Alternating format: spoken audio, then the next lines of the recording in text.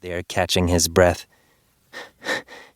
"You look like one of those boxers from the movies," he said, pausing every few words to take a big gulp of air. "Come on, Eddie," MJ shouted without skipping a beat. "Miss Cassatt's museum tour is starting now." The two friends joined the rest of the class as everyone filed in through the big double doors. They gathered in front of the information stand at the center of the museum's gigantic entrance hall. "The special exhibit should be through that door on the left," shouted Miss Cassatt, holding up a map of the museum's 3 floors. But Eddie noticed something silly. He pushed his way through the crowd of kids and nudged his teacher's hand. Miss Cassatt?" Eddie whispered. "I think we need to go the other way. You're holding the map upside down." "Holy pretzels, so I am," she exclaimed. Everyone knew Miss Cassatt could be a little scatterbrained, but she was the best art teacher anyone ever had. The exhibit we've all come to see is just through those doors on the right," she corrected herself. But only half the students heard her. A big group of 5th grade boys headed in one direction. Some younger kids went the other way. A few other confused students stood in the center of the entrance hall, scratching their heads. Miss Cassatt peered down at Eddie with a worried look on her face. "Oh dear," she cried. "What in the world are we going to do now?" "Can I see that map, Miss C?" Eddie replied. She nodded and handed the paper to him. Without even looking down at it, Eddie rolled the map into a cone shape and put it to his lips. "Attention, Miss Cassatt's class. Listen up," Eddie shouted.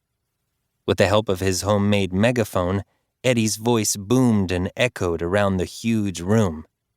"Please meet through the door at the far right of the entrance hall. You'll see a big sign that says Modern Art Gallery."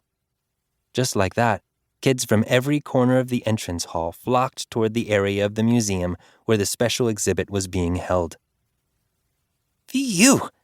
Thanks, Eddie," said Miss Cassatt.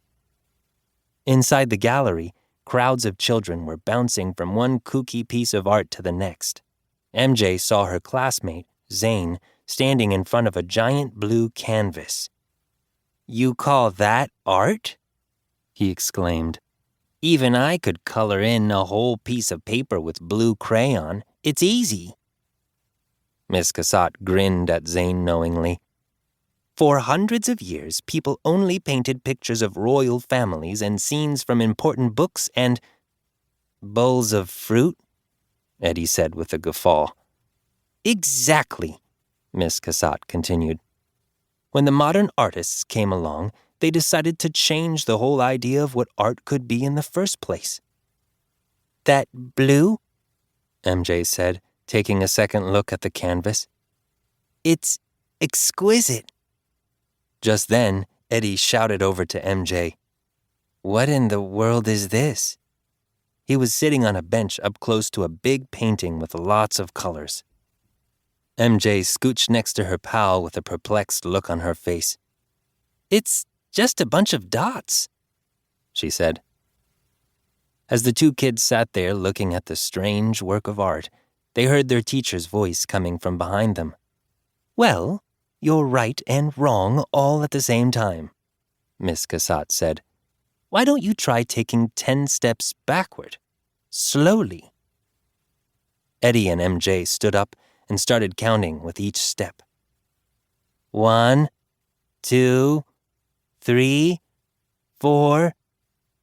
When Eddie and MJ were standing farther away from the painting, a picture slowly began to appear.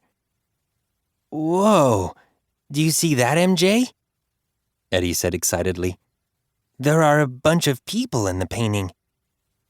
"I can see a guy with a pointy hat, I think," MJ replied. 5, 6, 7, 8. After they took 4 more steps back, the drawing became even clearer. "There's a tent in a crowd of people watching.